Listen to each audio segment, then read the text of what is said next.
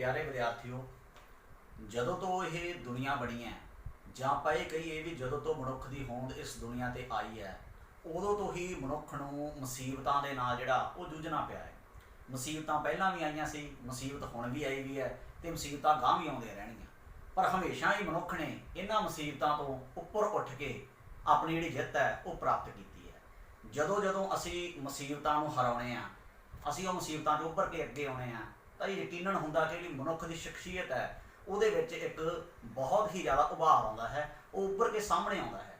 ਤਾਂ ਇਹ ਜਿਹੜੀ ਜਿੱਤਣ ਦੀ ਪ੍ਰਕਿਰਿਆ ਜਾਂ ਇਹ ਕਹੀਏ ਜਿੱਤਣ ਦੀ ਤਾਂਘ ਹੈ, ਜਾਂ ਇਹ ਕਹੀਏ ਜਿਹੜੀਆਂ ਅਸੀਂ ਕੋਸ਼ਿਸ਼ਾਂ ਕਰਦੇ ਹਾਂ, ਇਹ ਸਾਰੀਆਂ ਕੋਸ਼ਿਸ਼ਾਂ ਦੇ ਪਿੱਛੇ ਜਿਹੜੀ ਇੱਕ ਤਾਕਤ ਕੰਮ ਕਰਦੀ ਹੈ, ਉਹਦਾ ਨਾਂ ਹੈ ਗਿਆਨ। ਗਿਆਨ ਇੱਕ ਅਜਿਹੀ ਚੀਜ਼ ਹੈ ਜਿਹਦੇ ਰਾਹੀਂ ਮਨੁੱਖ ਹੈ ਕਿਸੇ ਵੀ ਮੁਸ਼ਕਲ ਤੋਂ ਨਿਜਾਤ ਪਾ ਲੈਂਦਾ। ਤੇ ਗਿਆਨ ਜਿਹੜਾ ਉਹ ਕਿੱਥੋਂ ਪ੍ਰਾਪਤ ਹੁੰਦਾ? ਉਹ ਪ੍ਰਾਪਤ ਹੁੰਦਾ ਹੈ ਸਿੱਖਣ ਦੀ ਪ੍ਰਕਿਰਿਆ ਤੋਂ। ਜਿਵੇਂ ਜਿਵੇਂ ਅਸੀਂ ਸਿੱਖਦੇ ਜਾਂਦੇ ਹਾਂ, ਇਵੇਂ ਇਵੇਂ ਮਨੁੱਖ ਨੂੰ ਜਿਹੜੀ ਹੈ ਉਹ ਸੋਝੀ ਆਉਂਦੀ ਜਾਂਦੀ ਹੈ, ਇਵੇਂ ਇਵੇਂ ਅਸੀਂ ਮੁਸ਼ਕਲਾਂ ਨੂੰ ਪਾਰ ਕਰਦੇ ਜਾਂਦੇ ਹਾਂ। ਤਾਂ ਜੇ ਅਸੀਂ ਕਹੀਏ ਵੀ ਅੱਜ ਦੀ ਤਰੀਕ ਦੇ ਵਿੱਚ ਮਨੁੱਖ ਨੇ ਇੰਨਾ ਗਿਆਨ ਹਾਸਲ ਕਰ ਲਿਆ ਕਿ ਸਾਡੀ ਜਿਹੜੀ ਹੈ ਇੱਕ ਦੂਜੇ ਵਿਚਕਾਰਲੀ ਦੂਰੀ ਹੈ ਉਹ ਬਿਲਕੁਲ ਨਾ ਦੇ ਬਰਾਬਰ ਹੋ ਚੁੱਕੀ ਹੈ। ਅਸੀਂ ਘਰੇ ਬੈਠੇ ਹੀ ਲੱਖਾਂ ਕਿਲੋਮੀਟਰ ਦੂਰ ਲੋਕਾਂ ਨਾਲ ਗੱਲ ਕਰ ਸਕਦੇ ਹਾਂ, ਉਹਨਾਂ ਨੂੰ ਦੇਖ ਸਕਦੇ ਹਾਂ, ਜਾਂ ਇੱਕ ਦੂਜੇ ਦੇ ਨਾਲ ਅਸੀਂ ਗਿਆਨ ਦਾ ਆਦਾਨ ਪ੍ਰਦਾਨ ਕਰ ਸਕਦੇ ਹਾਂ, ਅਸੀਂ ਵਪਾਰ ਕਰ ਸਕਦੇ ਹਾਂ। ਤਾਂ ਇਹਨੂੰ ਆਧੁਨਿਕ ਭਾਸ਼ਾ ਵਿੱਚ ਜੇ ਆਪਾਂ ਕਹੀਏ ਤਾਂ ਉਹ ਹੈ ਸੋਸ਼ਲ ਮੀਡੀਆ। ਸੋਸ਼ਲ ਮੀਡੀਆ ਇੱਕ ਅਜਿਹੀ ਤਾਕਤ ਬਣ ਚੁੱਕਿਆ ਵੀ ਜਦੋਂ ਮਨੁੱਖ ਘਰ ਤੋਂ ਬਾਹਰ ਨਹੀਂ ਨਿਕਲ ਸਕਦਾ, ਪਰ ਫਿਰ ਵੀ ਉਹ ਦੂਜਿਆਂ ਨੂੰ ਮਿਲ ਸਕਦਾ, ਉਹ ਫਿਰ ਵੀ ਦੂਜਿਆਂ ਨਾਲ ਗੱਲ ਕਰ ਸਕਦਾ, ਉਹ ਫਿਰ ਵੀ ਦੂਜਿਆਂ ਨਾਲ ਆਪਣੇ ਜਿਹੜੇ ਮਨ ਦੇ ਵਿਚਾਰ ਹੈ ਉਹ ਸਾਂਝੇ ਕਰ ਸਕਦਾ। ਤਾਂ ਇਹੀ ਇੱਕ ਜਿਹੜਾ ਹੰਭੜਾ ਹੈਗਾ ਉਹ ਪੰਜਾਬ ਸਕੂਲ ਸਿੱਖਿਆ ਬੋਰਡ ਵੱਲੋਂ ਮਾਰਿਆ ਜਾ ਰਿਹਾ ਹੈ ਵੀ ਜੋ ਇਸ ਸਮੇਂ ਮੌਜੂਦਾ ਹਾਲਾਤ ਨੇ, ਕਰੋਨਾ ਦੀ ਸਥਿਤੀ ਬਣੀ ਹੋਈ ਹੈ, ਬੱਚੇ ਘਰਾਂ ਚੋਂ ਬਾਹਰ ਨਹੀਂ ਆ ਸਕਦੇ, ਸਕੂਲਾਂ ਵਿੱਚ ਛੁੱਟੀਆਂ ਨੇ। ਤਾਂ ਇਸ ਸਮੇਂ ਪੰਜਾਬ ਸਕੂਲ ਸਿੱਖਿਆ ਬੋਰਡ ਦੀ ਇੱਕ ਕੋਸ਼ਿਸ਼ ਹੈ ਕਿ ਆਨਲਾਈਨ ਕਲਾਸਾਂ ਲਾ ਕੇ ਬੱਚਿਆਂ ਨੂੰ ਘਰ ਬੈਠੇ ਹੀ ਉਹਨਾਂ ਨੂੰ ਜਿਹੜਾ ਗਿਆਨ ਹੈ ਉਹ ਦਿੱਤਾ ਜਾ ਸਕੇ। ਤਾਂ ਅੱਜ ਇੱਕ ਮੇਰੀ ਇਹੀ ਇੱਕ ਕੋਸ਼ਿਸ਼ ਹੈ ਵੀ ਮੈਂ ਤੁਹਾਡੇ ਨਾਲ ਆਨਲਾਈਨ ਕਲਾਸ ਦੇ ਰਾਹੀਂ ਕੁਝ ਗੱਲਾਂ ਜਿਹੜੀਆਂ ਸਾਂਝੇ ਕਰ ਸਕਾਂ, ਜਿਸ ਨਾਲ ਤੁਹਾਨੂੰ ਵੀ ਕੁਝ ਇਸ ਤੋਂ ਸਿੱਖਣ ਦਾ ਮੌਕਾ। ਪਿਆਰੇ ਵਿਦਿਆਰਥੀਓ, ਭਾਵੇਂ ਕਿ ਅੱਜ ਦਾ ਜਿਹੜਾ ਜ਼ਮਾਨਾ ਉਹ ਕੰਪਿਊਟਰ ਦਾ ਜ਼ਮਾਨਾ ਹੈ, ਸਾਰਾ ਕੁਝ ਹੀ ਕੰਪਿਊਟਰ 'ਤੇ ਹੁੰਦਾ, ਪਰ ਸਾਡੇ ਸਕੂਲ ਦੇ ਸਿਲੇਬਸ ਦੇ ਵਿੱਚ ਚਿੱਠੀਆਂ ਪੱਤਰ ਜਿਹੜੇ ਹੈ ਸਾਨੂੰ ਉਹ ਸਿੱਖਣ ਲਈ ਅਤੇ ਲਿਖਣ ਲਈ ਮਿਲਦੇ ਆ। ਉਹਨਾਂ ਦਾ ਵੀ ਇੱਕ ਆਪ ਦਾ ਮਹੱਤਵ ਹੈ। ਠੀਕ ਹੈ, ਹੁਣ ਸਾਡੇ ਕੋਲ ਕੰਪਿਊਟਰ ਆ ਗਏ, ਪਰ ਪਹਿਲਾਂ ਦੇ ਸਮੇਂ ਵਿੱਚ ਸਾਡੇ ਕੋਲ ਇਹ ਜਿਹੜੀਆਂ ਸੁਵਿਧਾਵਾਂ ਉਹ ਨਹੀਂ ਹੁੰਦੀਆਂ ਸੀਗੀਆਂ। ਇਹ ਸੁਵਿਧਾਵਾਂ ਦੇ ਨਾ ਹੋਣ ਦੇ ਕਾਰਨ ਜਿਹੜੇ ਲੋਕ ਹੈ ਇੱਕ ਦੂਜੇ ਦਾ ਹਾਲ ਚਾਲ ਪੁੱਛਦੇ ਸੀ, ਜਾਂ ਇੱਕ ਦੂਜੇ ਤੋਂ ਕੰਮ ਲੈਂਦੇ ਸੀ, ਜਾਂ ਇੱਕ ਦੂਜੇ ਨੂੰ ਕੰਮ ਦਿੰਦੇ ਸੀ। ਤਾਂ ਇਹ ਸਾਰਾ ਕੁਝ ਜਿਹੜਾ ਹੈਗਾ ਉਹ ਚਿੱਠੀਆਂ ਪੱਤਰਾਂ ਦੇ ਨਾਲ ਹੀ ਹੁੰਦਾ ਸੀਗਾ। ਚਿੱਠੀਆਂ ਪੱਤਰ ਦਾ ਕੀ ਲੋੜ ਪੈਂਦੀ ਹੈ? ਮੰਨ ਲਓ ਕੋਈ ਵਪਾਰਕ ਅਦਾਰੇ ਵਿੱਚ ਅਸੀਂ ਕਿਸੇ ਤੋਂ ਕੋਈ ਚੀਜ਼ ਮੰਗਵਾਉਣੀ ਹੈ, ਤਾਂ ਸਾਨੂੰ ਉਹਨੂੰ ਲਿਖਤੀ ਰੂਪ ਵਿੱਚ ਭੇਜਣਾ ਪਊਗਾ, ਤਾਂ ਹੀ ਉਹ ਚੀਜ਼ ਜਿਹੜੀ ਹੈ ਉਹ ਸਾਡੇ ਕੋਲੇ ਆਊਗੀ। ਜਾਂ ਮੰਨ ਲਓ ਸਾਡੇ ਮੁਹੱਲੇ ਦੇ ਵਿੱਚ ਸਾਡੀਆਂ ਨਾਲੀਆਂ ਠੀਕ ਨਹੀਂ ਹੈ, ਅਸੀਂ ਜਿਹੜੀ ਉਹਦੀ ਹੈ ਸ਼ਿਕਾਇਤ ਕਰਨੀ ਹੈ, ਤਾਂ ਉਹ ਸ਼ਿਕਾਇਤ ਕਿਵੇਂ ਹੋਊਗੀ? ਚਿੱਠੀ ਪੱਤਰ ਦੇ ਰਾਹੀਂ ਹੋਊਗੀ। ਮੰਨ ਲਓ ਸਾਡਾ ਡਾਕੀਆ ਜਿਹੜਾ ਉਹ ਚਿੱਠੀ ਸਹੀ ਸਮੇਂ 'ਤੇ ਨਹੀਂ ਦੇ ਕੇ ਜਾਂਦਾ, ਤਾਂ ਅਸੀਂ ਉਹਦੀ ਸ਼ਿਕਾਇਤ ਕਰਨੀ ਹੈ, ਤਾਂ ਉਹ ਕਿਵੇਂ ਹੋਊਗੀ? ਚਿੱਠੀ ਪੱਤਰ ਦੇ ਰਾਹੀਂ ਹੋਊਗੀ। ਜਾਂ ਮੰਨ ਲਓ ਹੁਣ ਅਸੀਂ ਮੋਬਾਈਲ 'ਤੇ ਗੱਲਾਂ ਕਰ ਲੈਂਦੇ ਹਾਂ, ਪਰ ਪਹਿਲਾਂ ਜਦੋਂ ਲੋਕ ਮਾਮੇ ਦਾ ਹਾਲ ਪੁੱਛਣਾ ਸੀ, ਜਾਂ ਤਾਏ ਦਾ ਹਾਲ ਪੁੱਛਣਾ ਸੀ, ਜਾਂ ਚਾਚੇ ਦਾ ਹਾਲ ਪੁੱਛਣਾ ਸੀ, ਤਾਂ ਉਦੋਂ ਚਿੱਠੀਆਂ ਦਾ ਜਿਹੜਾ ਸਹਾਰਾ ਉਹ ਲਿਆ ਜਾਂਦਾ ਸੀਗਾ। ਤਾਂ ਇਸੇ ਕੜੀ ਦੇ ਤਹਿਤ ਹੀ ਅੱਜ ਆਪਾਂ ਜਿਹੜੀ ਗੱਲ ਕਰਨ ਜਾ ਰਹੇ ਹਾਂ ਵੀ ਪੰਜਾਬੀ ਵਿਸ਼ੇ ਦੇ ਵਿੱਚ ਸਾਡੇ ਕੋਲੇ ਕਿਸ ਤਰ੍ਹਾਂ ਦੀ ਚਿੱਠੀ ਲਿਖੀ ਜਾਂਦੀ ਹੈ, ਕਿਵੇਂ ਚਿੱਠੀ ਲਿਖੀ ਜਾਂਦੀ ਹੈ, ਇਹਦੇ ਬਾਰੇ ਅੱਜ ਅਸੀਂ ਜਿਹੜੀ ਹੈ ਉਹ ਗੱਲ ਕਰਾਂਗੇ। ਜੇ ਅਸੀਂ ਚਿੱਠੀ ਪੱਤਰਾਂ ਨੂੰ ਕਿਸਮਾਂ ਦੇ ਰੂਪ ਵਿੱਚ ਵੰਡੀਏ ਤਾਂ ਸਾਡੇ ਕੋਲੇ 3 ਪ੍ਰਕਾਰ ਹੈ ਜਿਨ੍ਹਾਂ ਦੇ ਰਾਹੀਂ ਅਸੀਂ ਚਿੱਠੀਆਂ ਨੂੰ ਵੰਡ ਸਕਦੇ ਹਾਂ। ਇੱਕ ਹੈ ਨਿੱਜੀ ਚਿੱਠੀ। ਨਿੱਜੀ ਚਿੱਠੀ ਕਿਹੜੀ ਹੁੰਦੀ ਹੈ? ਨਿੱਜੀ ਚਿੱਠੀ ਹੁੰਦੀ ਹੈ ਵੀ ਅਸੀਂ ਆਪਦੇ ਮਾਮੇ ਨੂੰ, ਚਾਚੇ ਨੂੰ, ਤਾਏ ਨੂੰ, ਭੂਆ ਨੂੰ, ਦੋਸਤਾਂ ਨੂੰ, ਮਿੱਤਰਾਂ ਨੂੰ, ਸਕਿਆਂ ਨੂੰ, ਸੰਬੰਧੀਆਂ ਨੂੰ, ਇਹ ਚਿੱਠੀਆਂ ਜਿਹੜੀਆਂ ਅਸੀਂ ਲਿਖਦੇ ਹਾਂ ਇਹ ਨਿੱਜੀ ਚਿੱਠੀਆਂ ਹੁੰਦੀਆਂ। ਜਿਵੇਂ ਮੰਨ ਲਓ ਅਸੀਂ ਕੋਈ ਤੋਹਫਾ ਲੈ ਲਿਆ, ਚਾਚਾ ਜੀ ਨੇ ਤੋਹਫਾ ਭੇਜਤਾ, ਉਹਦਾ ਧੰਨਵਾਦ ਕਰਨਾ ਹੈ, ਤਾਂ ਇਸ ਤਰ੍ਹਾਂ ਦੀ ਜਿਹੜੀ ਚਿੱਠੀਆਂ ਹੈ ਇਹਨੂੰ ਨਿੱਜੀ ਚਿੱਠੀਆਂ ਜਿਹੜੀਆਂ ਉਹ ਕਿਹਾ ਜਾਂਦਾ ਹੈ। ਦੂਜੇ ਨੰਬਰ 'ਤੇ ਸਾਡੇ ਕੋਲ ਜਿਹੜੀਆਂ ਚਿੱਠੀਆਂ ਆਉਂਦੀਆਂ ਉਹ ਹੈਗੀਆਂ ਸਰਕਾਰੀ ਚਿੱਠੀਆਂ। ਸਰਕਾਰੀ ਚਿੱਠੀਆਂ ਦੀ ਆਪਾਂ ਜੇ ਕਹੀਏ ਤਾਂ ਇਹ ਇੱਕ ਤਰ੍ਹਾਂ ਦੇ ਪ੍ਰਾਰਥਨਾ ਪੱਤਰ ਹੁੰਦੇ ਆ। ਜਿਵੇਂ ਆਪਾਂ ਪਹਿਲਾਂ ਵੀ ਗੱਲ ਕਰਕੇ ਹਟੇ ਬੱਚਿਓ ਵੀ ਸਾਡੇ ਮੰਨ ਲਓ ਮੁਹੱਲੇ ਦੇ ਵਿੱਚ ਕੋਈ ਪ੍ਰਬੰਧ ਸਹੀ ਨਹੀਂ ਹੈ, ਜਾਂ ਮੰਨ ਲਓ ਕੋਈ ਹੋਰ ਅਸੀਂ ਆਪਦੇ ਮੁਹੱਲੇ ਵਿੱਚ ਸਹੂਲਤ ਲੈਣੀ ਚਾਹੁੰਦੇ ਹਾਂ, ਤਾਂ ਇਹੋ ਜਿਹੜੀਆਂ ਚਿੱਠੀਆਂ ਹੁੰਦੀਆਂ ਉਹ ਸਰਕਾਰੀ ਚਿੱਠੀਆਂ ਹੁੰਦੀਆਂ। ਜਾਂ ਆਪਾਂ ਕਹੀਏ ਇਹਦੇ ਵਿੱਚ ਬੇਨਤੀ ਦੀਆਂ ਚਿੱਠੀਆਂ ਵਿੱਚ ਪ੍ਰਾਰਥਨਾ ਪੱਤਰ ਲਿਖਿਆ। ਜਿਵੇਂ ਮੰਨ ਲਓ ਸਕੂਲ ਦੇ ਮੁੱਖ ਅਧਿਆਪਕ ਨੂੰ ਅਸੀਂ ਸਕੂਲ ਵਿੱਚ ਦਾਖਲਾ ਲੈਣ ਲਈ ਚਿੱਠੀ ਲਿਖਣੀ ਹੈ, ਜਾਂ ਮੰਨ ਲਓ ਅਸੀਂ ਆਪਦਾ ਸੈਕਸ਼ਨ ਬਦਲਵਾਉਣ ਲਈ ਚਿੱਠੀ ਲਿਖਣੀ ਹੈ, ਜਾਂ ਫੀਸ ਮਾਫੀ ਕਰਾਉਣ ਲਈ ਚਿੱਠੀ ਲਿਖਣੀ ਹੈ, ਜਾਂ ਜੁਰਮਾਨਾ ਮਾਫੀ ਕਰਾਉਣ ਲਈ ਚਿੱਠੀ ਲਿਖਣੀ ਹੈ, ਜਾਂ ਮੰਨ ਲਓ ਸਾਡੇ ਸਕੂਲ ਦਾ ਟੂਰ ਜਾ ਰਿਹਾ ਉਹਦੇ ਲਈ ਚਿੱਠੀ ਲਿਖਣੀ ਹੈ, ਜਾਂ ਮੰਨ ਲਓ ਅਸੀਂ ਕਿਸੇ ਇਤਿਹਾਸਕ ਸਥਾਨ 'ਤੇ ਘੁੰਮਣ ਜਾਣਾ ਉਹਦੇ 'ਤੇ ਚਿੱਠੀ ਲਿਖਣੀ ਹੈ। ਇਹ ਸਾਰੀਆਂ ਜਿੰਨੀਆਂ ਵੀ ਚਿੱਠੀਆਂ ਉਹ ਇਸ ਵੰਨਗੀ ਦੇ ਵਿੱਚ ਆ ਜਾਂਦੀਆਂ ਵੀ ਸਰਕਾਰੀ ਚਿੱਠੀਆਂ ਹੁੰਦੀਆਂ ਸਾਰੀਆਂ। ਇਹਨਾਂ ਨੂੰ ਲਿਖਣ ਦੇ ਲਈ ਅਸੀਂ ਸ਼ੁਰੂਆਤ ਜਿਹੜੀ ਉਹ ਕਿਵੇਂ ਕਰਦੇ ਹਾਂ, ਸੇਵਾ ਵਿਖੇ ਤੋਂ। ਤਾਂ ਇਹ ਜਿਹੜੀਆਂ ਸੇਵਾ ਵਿਖੇ ਵਾਲੀਆਂ ਚਿੱਠੀਆਂ ਉਹ ਸਾਰੀਆਂ ਅਸੀਂ ਪ੍ਰਾਰਥਨਾ ਪੱਤਰ ਯਾਨੀ ਕਿ ਸਰਕਾਰੀ ਚਿੱਠੀਆਂ ਦੀ ਵੰਨਗੀ ਵਿੱਚ ਅਸੀਂ ਇਹਨਾਂ ਨੂੰ ਸ਼ਾਮਲ ਕਰਦੇ ਹਾਂ। ਤੀਜੇ ਨੰਬਰ 'ਤੇ ਸਾਡੇ ਕੋਲ ਆਉਂਦੀਆਂ ਨੇ ਵਪਾਰਕ ਚਿੱਠੀਆਂ। ਵਪਾਰਕ ਚਿੱਠੀਆਂ ਜਿਹੜੀਆਂ ਉਹ ਜਿਵੇਂ ਆਪਾਂ ਲਿਖਿਆ ਇੱਥੇ ਵਪਾਰ ਨਾਲ ਸੰਬੰਧ ਹੁੰਦਾ ਇਹਨਾਂ। ਵਪਾਰ ਨਾਲ ਸੰਬੰਧ ਮਤਲਬ ਵੀ ਇੱਕ ਵਪਾਰੀ ਆਪਣੇ ਗ੍ਰਾਹਕ ਨੂੰ ਚਿੱਠੀ ਲਿਖਦਾ ਜਾਂ ਇੱਕ ਗ੍ਰਾਹਕ ਆਪਣੇ ਵਪਾਰੀ ਨੂੰ ਚਿੱਠੀ ਲਿਖਦਾ। ਤਾਂ ਇਸ ਤਰ੍ਹਾਂ ਦੀਆਂ ਜਿਹੜੀਆਂ ਚਿੱਠੀਆਂ ਇਹ ਵਪਾਰਕ ਚਿੱਠੀਆਂ ਹੁੰਦੀਆਂ। ਤਾਂ ਅਸੀਂ ਚਿੱਠੀਆਂ ਨੂੰ 3 ਪ੍ਰਕਾਰ ਵਿੱਚ ਵੰਡ ਸਕਦੇ ਹਾਂ। ਪਹਿਲੇ ਨੰਬਰ 'ਤੇ ਹੈ ਨਿੱਜੀ ਚਿੱਠੀਆਂ, ਦੂਜੇ ਨੰਬਰ 'ਤੇ ਹੈ ਸਰਕਾਰੀ ਚਿੱਠੀਆਂ, ਤੇ ਤੀਜੇ ਨੰਬਰ 'ਤੇ ਹੈ ਵਪਾਰਕ ਚਿੱਠੀਆਂ।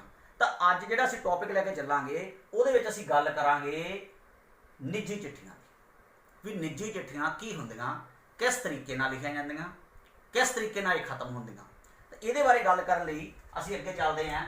ਸਾਡੇ ਕੋਲੇ ਨਿੱਜੀ ਚਿੱਠੀ ਪੱਤਰ ਜਦੋਂ ਅਸੀਂ ਲਿਖਦੇ ਹਾਂ ਤਾਂ ਅਸੀਂ ਇਹ ਕਿਹਨੂੰ ਲਿਖ ਸਕਦੇ ਹਾਂ, ਜਿਵੇਂ ਪਹਿਲਾਂ ਵੀ ਆਪਾਂ ਗੱਲ ਕੀਤੀ ਹੈ, ਪਿਤਾ ਨੂੰ, ਮਾਤਾ ਨੂੰ, ਵੱਡੇ ਭਰਾ ਨੂੰ, ਛੋਟੇ ਭਰਾ ਨੂੰ, ਮਿੱਤਰ ਨੂੰ, ਅਣਜਾਣ ਨੂੰ, ਰਿਸ਼ਤੇਦਾਰ ਨੂੰ, ਚਾਚੇ ਨੂੰ, ਤਾਏ ਨੂੰ, ਭੂਆ ਨੂੰ। ਇਹ ਅਸੀਂ ਜਿਹੜੇ ਚਿੱਠੀਆਂ ਲਿਖਦੇ ਹਾਂ ਇਹਨੂੰ ਨਿੱਜੀ ਚਿੱਠੀਆਂ ਕਿਹਾ ਜਾਂਦਾ। ਇਹਦੇ ਵਿੱਚ ਜਦੋਂ ਅਸੀਂ ਸੰਬੋਧਨ ਕਰਨਾ ਜਾਂ ਮੰਨ ਲਓ ਅਸੀਂ ਚਿੱਠੀ ਦਾ ਆਰੰਭ ਕਰਨਾ ਤਾਂ ਉਹਦੇ ਵਿੱਚ ਕੀ ਲਿਖਣਾ, ਜੇ ਅਸੀਂ ਚਿੱਠੀ ਦਾ ਅੰਤ ਕਰਨਾ ਤਾਂ ਉਹਦੇ ਵਿੱਚ ਅਸੀਂ ਕੀ ਲਿਖਣਾ। ਮੰਨ ਲਓ ਅਸੀਂ ਆਪਣੇ ਪਿਤਾ ਜੀ ਨੂੰ ਚਿੱਠੀ ਲਿਖਦੇ ਹਾਂ ਵੀ ਸਾਨੂੰ ਮੰਨ ਲਓ ਮੇਰਾ ਅਗਲੀ ਜਮਾਤ ਦੇ ਵਿੱਚ ਦਾਖਲਾ ਹੋ ਗਿਆ ਤੇ ਮੈਂ ਕਿਤਾਬਾਂ ਖਰੀਦਣੀਆਂ ਜਾਂ ਮੰਨ ਲਓ ਵਰਦੀ ਖਰੀਦਣੀ ਹੈ। ਮੰਨ ਲਓ ਤੁਸੀਂ ਹੋਸਟਲ 'ਚ ਪੜ੍ਹ ਰਹੇ ਹੋ, ਤੁਸੀਂ ਆਪਣੇ ਪਿਤਾ ਜੀ ਨੂੰ ਚਿੱਠੀ ਲਿਖਣੀ ਹੈ ਵੀ ਮੈਂ ਅਗਲੀ ਜਮਾਤ ਵਿੱਚ ਹੋ ਗਿਆ, ਮੈਂ ਕਿਤਾਬਾਂ ਖਰੀਦਣੀਆਂ ਨੇ, ਤਾਂ ਮੈਨੂੰ ਉਹਦੇ ਲਈ ਜਿਹੜੇ ਪੈਸੇ ਆ ਉਹ ਭੇਜੇ ਜਾਣ। ਤਾਂ ਤੁਸੀਂ ਜੋ ਪਿਤਾ ਨੂੰ ਚਿੱਠੀ ਲਿਖੋਗੇ ਤਾਂ ਤੁਸੀਂ ਜਿਹੜਾ ਆਰੰਭ ਕਰਦੇ ਆ ਉਹਦੇ ਵਿੱਚ ਜਿਵੇਂ ਆਪਾਂ ਮੰਨ ਲਓ ਮੁੱਖ ਅਧਿਆਪਕ ਨੂੰ ਚਿੱਠੀ ਲਿਖਦੇ ਹਾਂ, ਚਿੱਠੀ ਦੇ ਵਿੱਚ ਆਪਾਂ ਵਿਸ਼ਾ ਵਸਤੂ ਸ਼ੁਰੂ ਕਰਨ ਤੋਂ ਪਹਿਲਾਂ ਲਿਖਦੇ ਹਾਂ ਸ਼੍ਰੀਮਾਨ ਜੀ ਜਾਂ ਸ਼੍ਰੀਮਤੀ ਜੀ। ਉੱਥੇ ਆਪਾਂ ਕੀ ਲਿਖਣਾ, ਹੁਣ ਸਤਿਕਾਰਯੋਗ ਪਿਤਾ ਜੀ। ਤੇ ਬਿਲਕੁਲ ਅੰਤ ਵਿੱਚ ਆ ਕੇ ਜਿੱਥੇ ਆਪਾਂ ਉਹਦੇ ਵਿੱਚ ਲਿਖਦੇ ਹੁੰਦੇ ਹਾਂ ਵੀ ਆਪ ਜੀ ਦਾ ਆਗਿਆਕਾਰੀ, ਉੱਥੇ ਆਪਾਂ ਕੀ ਲਿਖਣਾ ਹੈਗਾ, ਆਪ ਜੀ ਦਾ ਪੁੱਤਰ, ਕਿਉਂਕਿ ਅਸੀਂ ਜਿਹੜੀ ਚਿੱਠੀ ਆ ਉਹ ਪਿਤਾ ਜੀ ਨੂੰ ਲਿਖ ਰਹੇ ਹਾਂ। ਤਾਂ ਤੁਸੀਂ ਪਿਤਾ ਦੇ ਕੀ ਹੋਏ, ਪੁੱਤਰ। ਤਾਂ ਇੱਥੇ ਫਿਰ ਆਪਾਂ ਕੀ ਲਿਖਾਂਗੇ, ਆਪ ਜੀ ਦਾ ਪੁੱਤਰ। ਜੇ ਮੰਨ ਲਓ ਮਾਤਾ ਨੂੰ ਲਿਖਣੀ ਹੈ ਤਾਂ ਉਹੀ ਤਰੀਕੇ ਨਾਲ ਸਤਿਕਾਰਯੋਗ ਮਾਤਾ ਜੀ, ਅੰਤ ਵਿੱਚ ਆਪ ਜੀ ਦਾ ਪਿਆਰਾ ਪੁੱਤਰ। ਜੇ ਮੰਨ ਲਓ ਇਹੀ ਚਿੱਠੀ ਤੁਸੀਂ ਆਪਣੇ ਵੱਡੇ ਭਰਾ ਨੂੰ ਲਿਖਣੀ ਹੈ ਤਾਂ ਤੁਸੀਂ ਕੀ ਲਿਖੋਗੇ, ਪਿਆਰੇ ਵੀਰ ਜੀ। ਤੇ ਅੰਤ ਵਿੱਚ ਕੀ ਲਿਖੋਗੇ, ਤੁਹਾਡਾ ਛੋਟਾ ਭਰਾ, ਕਿਉਂਕਿ ਤੁਸੀਂ ਉਸ ਤੋਂ ਛੋਟੇ ਹੋ, ਇਸ ਲਈ ਤੁਸੀਂ ਕੀ ਲਿਖੋਗੇ ਅੰਤ ਵਿੱਚ, ਤੁਹਾਡਾ ਛੋਟਾ ਭਰਾ। ਉਸ ਤੋਂ ਬਾਅਦ ਜੇ ਮੰਨ ਲਓ ਛੋਟੇ ਭਰਾ ਨੂੰ ਲਿਖਦੇ ਹੋ ਤਾਂ ਇੱਥੇ ਵੀ ਆਪਾਂ ਕੀ ਲਿਖਾਂਗੇ, ਪਿਆਰੇ। ਹੁਣ ਉਹ ਤੁਹਾਡੇ ਤੋਂ ਛੋਟਾ, ਇਸ ਕਰਕੇ ਤੁਸੀਂ ਉਸ ਨੂੰ ਉਹਦੇ ਨਾਂ ਨਾਲ ਸੰਬੋਧਨ ਕਰ ਸਕਦੇ ਹੋ। ਮੰਨ ਲਓ ਤੁਹਾਡੇ ਭਰਾ ਦਾ ਨਾਮ ਹਰਮਨ ਹੈ ਤਾਂ ਤੁਸੀਂ ਲਿਖ ਸਕਦੇ ਹੋ ਪਿਆਰੇ ਹਰਮਨ। ਜਾਂ ਮੰਨ ਲਓ ਤੁਹਾਡੇ ਭਰਾ ਦਾ ਛੋਟੇ ਦਾ ਨਾਮ ਅਰਮਾਨ ਹੈ, ਤੁਸੀਂ ਲਿਖ ਸਕਦੇ ਹੋ ਪਿਆਰੇ ਅਰਮਾਨ। ਜਾਂ ਮੰਨ ਲਓ ਉਹਦੀ ਭੈਣ ਨੂੰ ਲਿਖਣੀ ਹੈ, ਉਹਦਾ ਨਾਮ ਮੰਨ ਲਓ ਜੈਸਮੀਨ ਹੈ, ਤੁਸੀਂ ਲਿਖ ਸਕਦੇ ਹੋ ਪਿਆਰੀ ਜੈਸਮੀਨ। ਤਾਂ ਇਵੇਂ ਅੰਤ ਵਿੱਚ ਜਾ ਕੇ ਕੀ ਲਿਖੋਗੇ ਤੁਸੀਂ, ਤੇਰਾ ਵੱਡਾ ਵੀਰ ਜਾਂ ਤੁਹਾਡਾ ਵੱਡਾ ਵੀਰ। ਮੰਨ ਲਓ ਤੁਸੀਂ ਭੈਣ ਨੂੰ ਲਿਖ ਰਹੇ ਹੋ ਜਾਂ ਭਰਾ ਨੂੰ ਲਿਖ ਰਹੇ ਹੋ ਤਾਂ ਉੱਥੇ ਕੀ ਲਿਖੋਗੇ ਤੁਸੀਂ, ਤੁਹਾਡਾ ਵੱਡਾ ਵੀਰ। ਇਵੇਂ ਜੇ ਚਿੱਠੀ ਤੁਸੀਂ ਆਪਣੇ ਮਿੱਤਰ ਨੂੰ ਲਿਖਦੇ ਹੋ ਤਾਂ ਮਿੱਤਰ ਤੁਹਾਡਾ ਕੀ ਹੈ, ਪਿਆਰਾ ਮਿੱਤਰ ਹੈ, ਤਾਂ ਤੁਸੀਂ ਕੀ ਕਹੋਗੇ, ਪਿਆਰੇ ਦੋਸਤ। ਤੇ ਅੰਤ ਵਿੱਚ ਕੀ ਕਹੋਗੇ ਉਹਨੂੰ, ਤੇਰਾ ਮਿੱਤਰ ਜਾਂ ਤੁਹਾਡਾ ਮਿੱਤਰ। ਇਵੇਂ ਜੇ ਚਿੱਠੀ ਤੁਸੀਂ ਕਿਸੇ ਅਣਜਾਣ ਨੂੰ ਲਿਖਦੇ ਹੋ ਤਾਂ ਉੱਥੇ ਤੁਸੀਂ ਕੀ ਲਿਖੋਗੇ, ਤੁਹਾਡਾ। ਹੁਣ ਅਣਜਾਣ ਦਾ ਮਤਲਬ ਇਹ ਨਹੀਂ ਵੀ ਤੁਸੀਂ ਉਹਨੂੰ ਬਿਲਕੁਲ ਨਹੀਂ ਜਾਣਦੇ, ਅਣਜਾਣ ਦਾ ਮਤਲਬ ਇੱਥੇ ਆਪਾਂ ਇਹ ਲੈ ਸਕਦੇ ਹਾਂ ਵੀ ਤੁਹਾਡਾ ਕੋਈ ਰਿਸ਼ਤੇਦਾਰ ਨਹੀਂ ਹੈ ਉਹ, ਤਾਂ ਤੁਸੀਂ ਉਹਨੂੰ ਕੀ ਲਿਖੋਗੇ ਫਿਰ, ਸ਼੍ਰੀਮਾਨ ਜੀ ਜਾਂ ਸ਼੍ਰੀਮਤੀ ਜੀ। ਇਸ ਤਰੀਕੇ ਨਾਲ ਤੁਸੀਂ ਉਹਨੂੰ ਸੰਬੋਧਨ ਕਰ ਸਕਦੇ ਹੋ। ਤਾਂ ਅੰਤ ਵਿੱਚ ਤੁਸੀਂ ਕੀ ਲਿਖੋਗੇ ਫਿਰ, ਆਪ ਜੀ ਦਾ, ਜਾਂ ਮੰਨ ਲਓ ਜੇ ਲੜਕੀ ਲਿਖ ਰਹੀ ਹੈ ਤਾਂ ਆਪ ਜੀ ਦੀ ਸ਼ੁਭ ਚਿੰਤਕ। ਠੀਕ ਹੈ।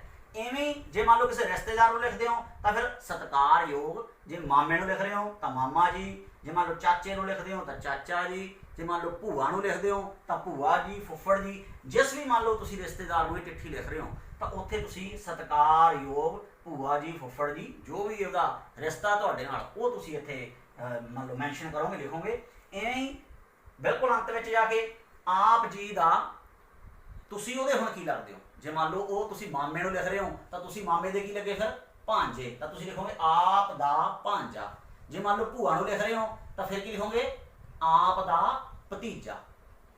ਠੀਕ ਹੈ। ਤਾਂ ਇਸੇ ਤਰੀਕੇ ਨਾਲ ਹੀ ਇਹ ਜਿਹੜਾ ਨਿੱਜੀ ਪੱਤਰ ਆਪਾਂ ਲਿਖਦੇ ਆ, ਇਹਦਾ ਆਰੰਭ ਕਿਵੇਂ ਹੋਣਾ ਤੇ ਇਹਦਾ ਅੰਤ ਕਿਵੇਂ। ਕਿਸੇ ਵੀ ਨਿੱਜੀ ਪੱਤਰ ਨੂੰ ਲਿਖਣ ਲਈ ਉਹਦੇ ਵਿੱਚ ਕੁਝ ਨੁਕਤੇ ਹੈ, ਜੇ ਆਪਾਂ ਉਹਨਾਂ ਨੁਕਤਿਆਂ ਨੂੰ ਧਿਆਨ ਵਿੱਚ ਰੱਖ ਲਈਏ ਤਾਂ ਸਾਨੂੰ ਕੋਈ ਵੀ ਜਿਹੜਾ ਨਿੱਜੀ ਪੱਤਰ ਹੈ ਉਹ ਲਿਖਣ ਦੇ ਵਿੱਚ ਆਸਾਨੀ ਹੋਊਗੀ।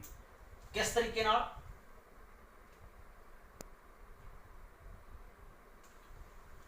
ਕਿਹੜੇ ਕਿਹੜੇ ਨੁਕਤੇ ਹੈ ਜੇ ਅਸੀਂ ਮੰਨ ਲਓ ਨਿੱਜੀ ਪੱਤਰ ਲਿਖਣਾ ਕੋਈ ਵੀ, ਤਾਂ ਸਾਨੂੰ ਕਿਹੜੇ ਨੁਕਤੇ ਧਿਆਨ 'ਚ ਰੱਖਣੇ ਚਾਹੀਦੇ ਹੈ?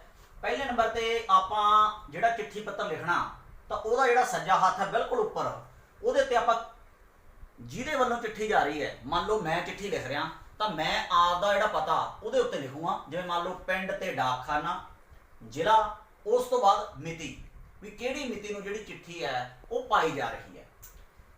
ਉਸ ਤੋਂ ਬਾਅਦ ਹੈ ਤੁਸੀਂ ਚਿੱਠੀ ਕਿਹਨੂੰ ਭੇਜ ਰਹੇ ਹੋ। ਜਿਵੇਂ ਆਪਾਂ ਪਹਿਲਾਂ ਜਿਹੜੀ ਗੱਲ ਕਰਕੇ ਹਟੇ ਆ ਵੀ ਆਰੰਭ ਵਿੱਚ ਕੀ ਆਉਣਾ, ਇਹ ਆਰੰਭ ਹੈ ਵੀ ਤੁਸੀਂ ਚਿੱਠੀ ਕਿਹਨੂੰ ਭੇਜ ਰਹੇ ਹੋ। ਮੰਨ ਲਓ ਤੁਸੀਂ ਚਿੱਠੀ ਮਾਮਾ ਜੀ ਨੂੰ ਭੇਜ ਰਹੇ ਹੋ ਤਾਂ ਸਤਿਕਾਰਯੋਗ ਮਾਮਾ ਜੀ, ਜਾਂ ਮੰਨ ਲਓ ਦੋਸਤ ਨੂੰ ਭੇਜ ਰਹੇ ਹੋ ਤਾਂ ਪਿਆਰੇ ਦੋਸਤ, ਜਿਹੜਾ ਵੀ ਉਹਦਾ ਰਿਸ਼ਤਾ ਤੁਹਾਡੇ ਨਾਲ ਉਹ ਤੁਸੀਂ ਇੱਥੇ ਲਿਖਣਾ ਹੈਗਾ। ਉਸ ਤੋਂ ਬਾਅਦ ਇੱਥੇ ਤੁਸੀਂ ਕੌਮਾ ਲਾਉਣਾ।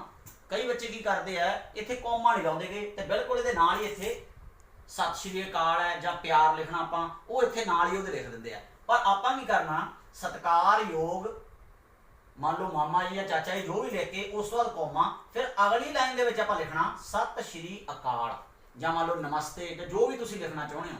ਤਾਂ ਉਸ ਤੋਂ ਬਾਅਦ ਆਪਾਂ ਡੰਡੀ ਲਾਉਣੀ ਹੈ।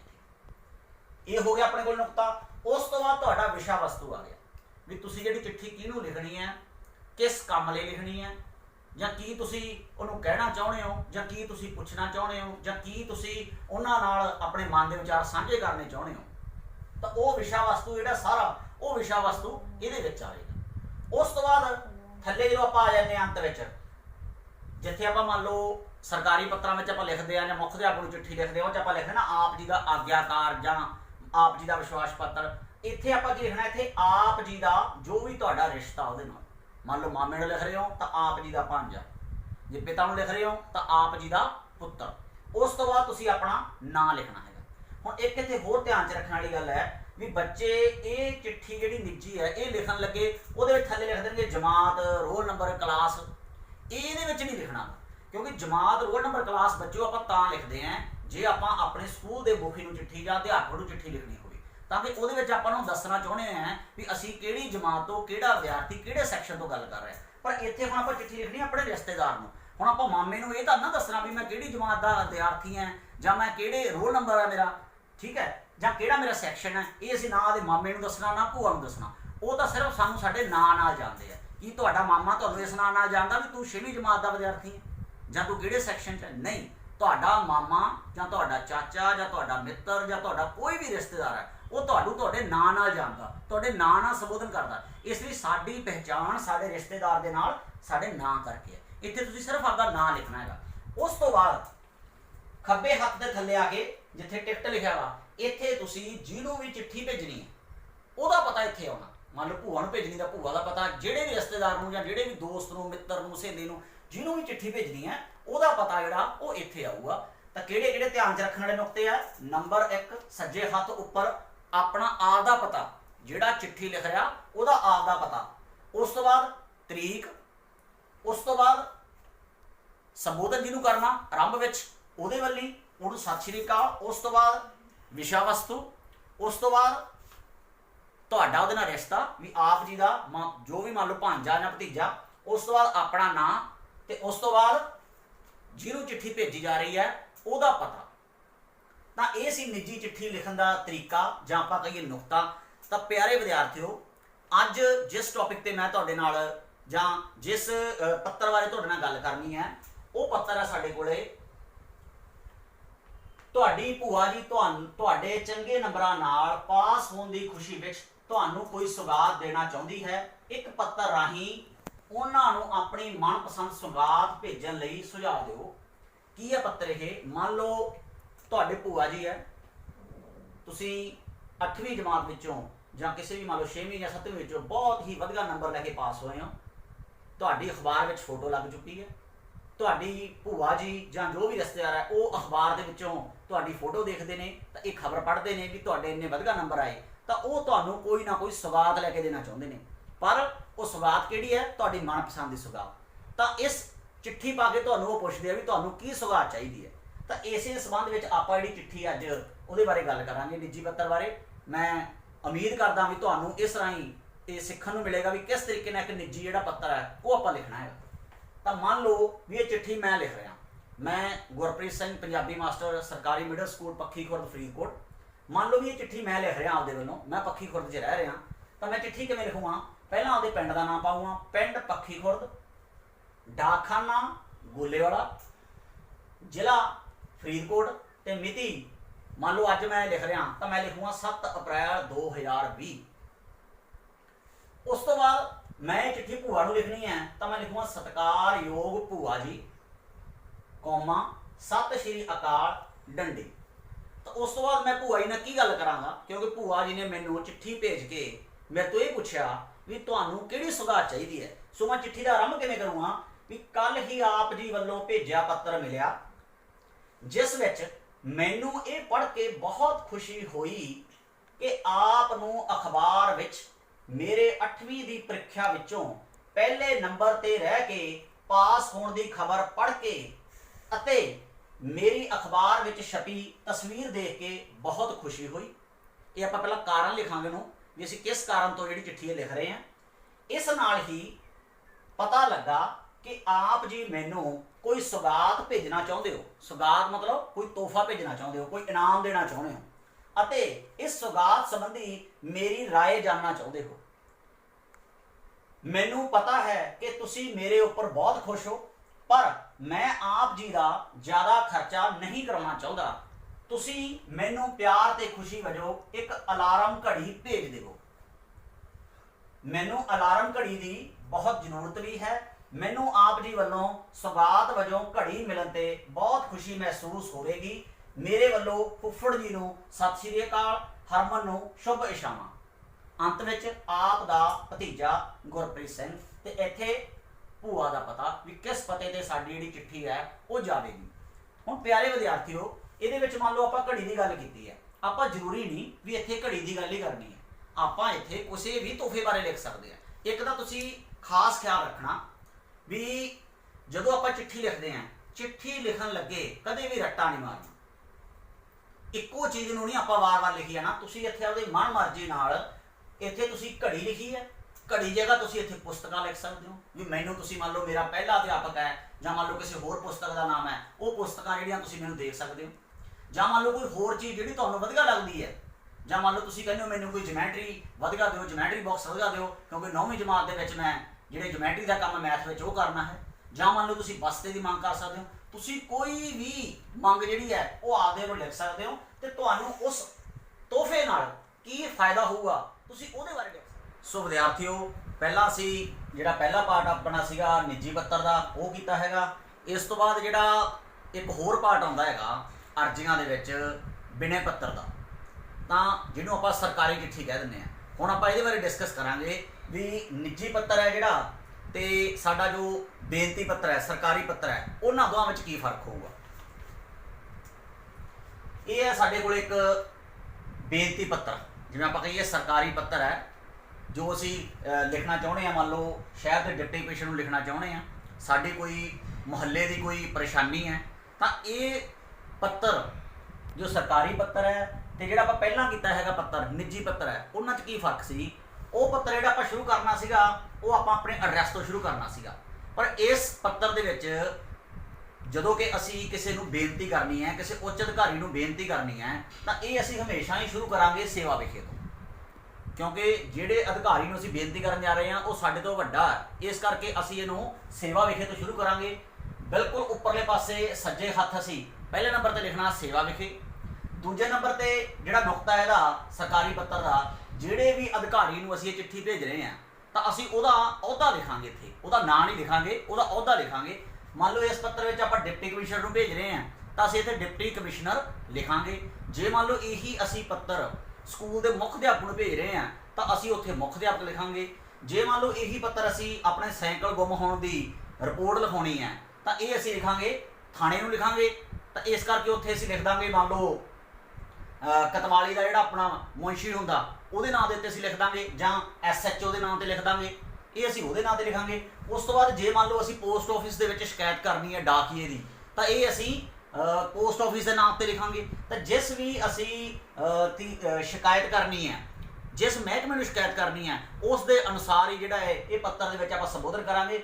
इत्थे असी ये जिहड़ी अर्जी लिखनी है वो डिप्टी कमिश्नर लिखनी है, तो इसलिए इत्थे असी डिप्टी कमिश्नर लिखा है। वैसे ये पंजाब सरकार वालों हदायत हुई भी है भी कई बच्चे जी अर्जी लिखते हैं, आम लोग भी अर्जी लिखते हैं, वो नाल साहब या होर चीज़ां लाउंदे हैं, तो वो चीज़ां नहीं लाउंदे। इत्थे जरूरत हैगी सिर्फ असी डिप्टी कमिश्नर ही लिखांगे। जे मुख अध्यापक नूं लिखनी है तो उत्थे मुख अध्यापक ही लिखांगे। तो दूजे नंबर पर असी लिखांगे जे जिले फरीदकोट नूं करनी है, मान लो मैं फरीदकोट का वासी हाँ, तो मैं मान लो आपदे आप नूं मन के चलदा भी जे मैं अर्जी ये लिखनी है तो मैं किस तरीके नाल लिखूँगा। तो मैं आपदे आप नूं मन के चलदा, सो मैं इत्थे लिखता जिला फरीदकोट। जे तुसी लिखनी है तो तुसी जिहड़े भी जिले वालों लिखोगे तो उस जिले का नाम पाना। पर यह चीज़ का खास ख्याल रखना, कई बार सानू जो बोर्ड दी जमातां दे विच ही खास तौर पर अर्जी आउंदी है तो उपर उहदे पता लिख दिंदे आ भी तुसी फलाने पते ते रह रहे हो, तो तुसी आ जिहड़ी शिकायत है वो करनी है। मान लो साइकिल गुम होने की, या बैग गुम होने की, या मान लो डाकी की शिकायत लई, या मान लो आही अर्जी होगी भी तुहाडे मुहल्ले में चारा खुल्ला है वो बंद कराउण लई, तो तुसी जिहड़ा पता उन्होंने विच मैंशन कीता उही पता तुसी इत्थे जिहड़ा वो लैके चलोगे। जे मान लो कोई पता उन्होंने नहीं दिता तो तुसी बोर्ड दीयां जमातां दे विच बिना पत्र लिखण लगे तुसी उत्थे कोई भी अपनी जिहड़ी पहचान है वो नहीं दोगे, तो तुसी इत्थे जिला पा के डॉट डॉट डॉट डॉट तुसी ला दोगे, इहनूं खाली छड्ड दो। उस तो बाद असी इत्थे विशा लिखना हुंदा। विशा क्यों लिखते हैं ना अर्जियां दे विच, क्योंकि मान लो जिहड़ा एक अधिकारी है वो अधिकारी कोले इन्ना नहीं है भी पहलां तुहाडी चिट्ठी पढ़ू उस दे हिसाब दे नाल ਉਹਦਾ हल करूगा, पहला ਇਹਦਾ विषा लिखा जाता ताकि ਤੁਹਾਡੇ विषय ਦੇ ਵਿੱਚ ਹੀ ਤੁਹਾਡੀ ਜਿਹੜੀ चिट्ठी है ਉਹਦਾ कनकलूजन निकल सके। ਤੁਹਾਡੀ ਜਿਹੜੀ चिट्ठी है ਉਹਦਾ ਇੱਕ संखेप ਵਿੱਚ ਉਹਨੂੰ पता लग जाए भी चिट्ठी ਜਿਹੜੀ ਇਹ ਕਿਹਦੇ ਬਾਰੇ आई है। कई बार की ਹੁੰਦਾ मान लो DC है, DC ਇਹ नहीं भी सारे मान लो चीज़ों को डील कर रहा इकल्ला, ਉਹ ਵੱਖ-ਵੱਖ ਉਹਦੇ ਥੱਲੇ ਜਿਹੜੇ ਆ ਉਹ ਮਹਿਕਮੇ ਹੁੰਦੇ ਆ, ਤਾਂ ਉਹ ਕੀ ਕਰਦੇ ਆ ਉੱਪਰੋਂ चिट्ठी पढ़ते ਆ भी ਕਿਹਦੇ ਵੱਲੇ आई है ਜਾਂ ਕਿਹਦੇ ਇਹਦਾ हल ਜਿਹੜਾ चिट्ठी ਦਾ करना, ਤਾਂ ਉਸੇ ਵੱਲੇ ਹੀ मार्क करके जो डिप्टी कमिश्नर है वो चिट्ठी नूं मार्क करके उस अधिकारी को उन्होंने भेज दिता जाता ताकि यदा जो बनता है हल है वो यदा हल किया जाए। तो असी इत्थे जिवें अर्जी लिख रहे थे भी रहायशी खेत्र में भी तुसीं एक रहायशी खेत्र च रह रहे हो, मान लो जिथे आबादी हैगी उन्होंने रहायशी खेत्र कह दिता जाता, तो तुसीं उस आबादी वाले खेत्र च रह रहे हो तो तुहाडे खेत्र में एक लकड़ी चीरन वाला आरा वो जिहड़ा खुल्लिया होया उन्होंने बंद करवाउण लई तुसीं जिले के डिप्टी कमिश्नर नूं तुसीं अर्जी भेजनी हैगी है। तो असी इत्थे एक संखेप दे विच विशा लिखता भी लकड़ी चीरन वाले आरे द्वारा पैदा किए प्रदूषण की समस्या संबंधी। तो ये जो मान लो विशा जिहड़ा पढ़िया जाऊगा तो उहदे नाल ही जिहड़ी चिट्ठी दा जिहड़ा वो पता लग जाऊगा भी चिट्ठी जिहड़ी है किस बारे आई है। उस तो बाद इत्थे असी श्रीमान जी या मान लो श्रीमती जी भी जिहड़े भी मान लो असी अहुदे नूं भेज रहे हैं तो उत्थे उत्ते किहड़ा काम कर रहा उस दे अनुसार ही इत्थे आपां लिखांगे। उस तो बाद जिहड़ा असी आपदा विशा वस्तु लिखना है। विषय वस्तु के की है असी अगे जाके उहदे बारे गलबात करते हैं विषय वस्तु में असी की लिखांगे। तो जिहड़ा उस तो बाद का नुकता हैगा विषय वस्तु लिखण तो बाद असी धन्नवाद सहित, क्योंकि जिहड़े अधिकारी नूं असी काम कह रहे हैं तो असी उम्मीद करते हैं साडा काम करूगा, तो इसलिए असी उहदा धन्नवाद कर रहे हैं। तो बाद में असी आप जी का विश्वास पत्र, उस तो बाद अपना नाम तो तुसीं अपना जिहड़ा मोबाइल नंबर पता वगैरह उत्थे लिखोगे। नाम मैं इत्थे आपदे वल्लों लिख रहा इस करके मैं इत्थे आपदा नाम पाता। जे तुहानूं मान लो बोर्ड की जमात दे विच अर्जी दे विच मैंशन किया होया उत्थे भी मान लो तुहाडा नाम आहा, तुहाडा एड्रैस आहा, तो तुसीं जिहड़ी है वो चिट्ठी लिखनी है तो तुसीं उही एड्रैस जो या उही नाम जो दिता वो इत्थे लिखोगे। जेकर नहीं दिता तो इत्थे भी तुसीं डॉट डॉट डॉट पाओगे तो इत्थे इहनूं खाली छड्डोगे, क्योंकि आपां कोई भी आपदी जिहड़ी पहचान है वो चिट्ठी विच बोर्ड दी जमातां विच नहीं छड्डणीगी।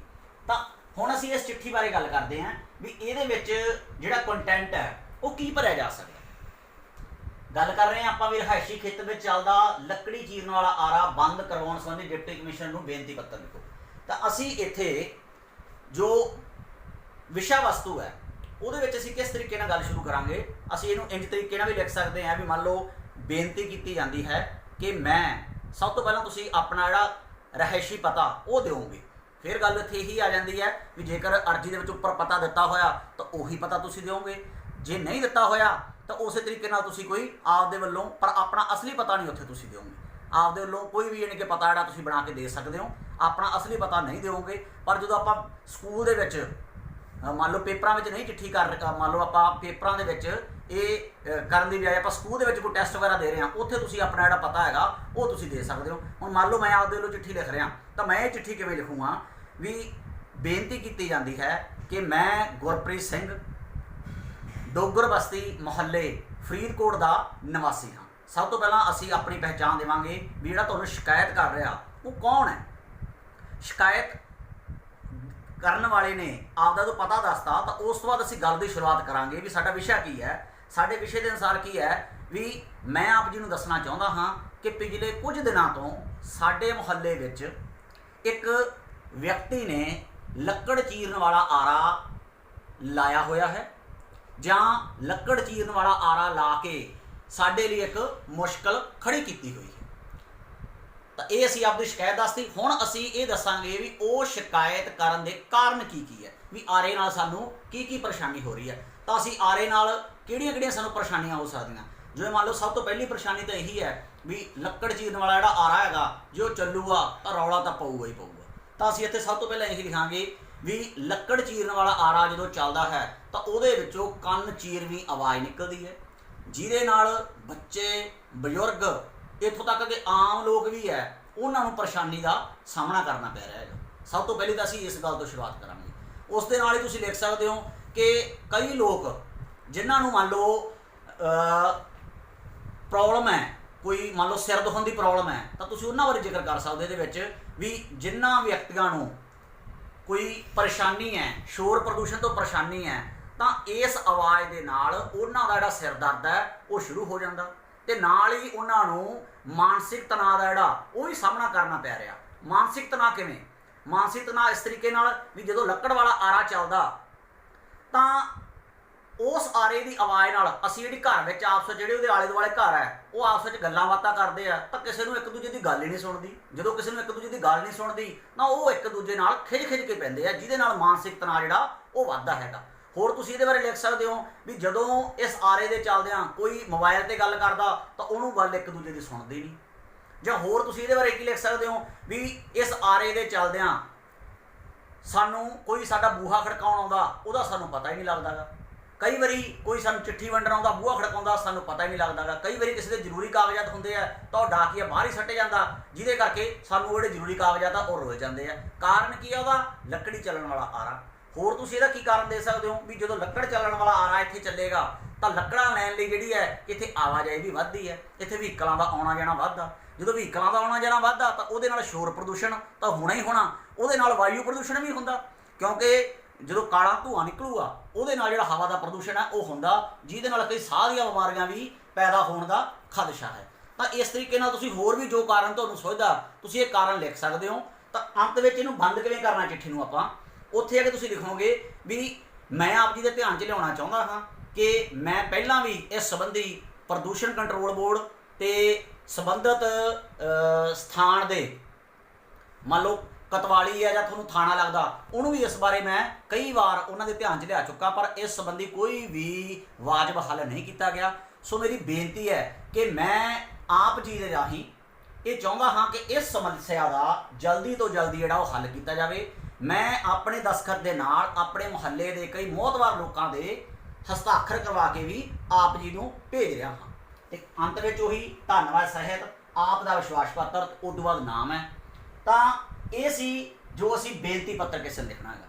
तो प्यारे विद्यार्थियों मैं फिर एक बार तुहाडे ध्यान में गल जिहड़ी है वो लियाउणी चाहुंदा भी जिस तरीके नाल माहौल बनया होया हुण करोना का बच्चे ताकि जिहड़े वड्डे वो भी घरों तो बाहर नहीं निकल सकते, तो असी चाहुंदे आ कि ऑनलाइन क्लासां दे राही तुहानूं घर बैठिया ही जिहड़ी तुहाडी पढ़ाई है उहदे विच विघन ना पवे, पढ़ाई तुहाडी लगातार चलती रहे। सो मेरी सारे प्यारे बच्चों को यही अपील है कि तुसीं इसे तरीके नाल ऑनलाइन जिहड़ी पढ़ाई है उहदे नाल जुड़े रहो। तो जदों तुसीं स्कूलों नूं आओ तो तुसीं बिल्कुल फ्रैश तौर पर ना आओ, तुसीं इस तरीके नाल आओ जिवें तुहाडी पढ़ाई जिहड़ी लगातार चलती पई है। सो मैं उम्मीद करदा हां कि तुसीं मेरे लैक्चर राहीं तुहानूं काफ़ी कुछ सीखण नूं मिलिया होऊगा। तुहाडा सारिआं दा बहुत बहुत धन्नवाद।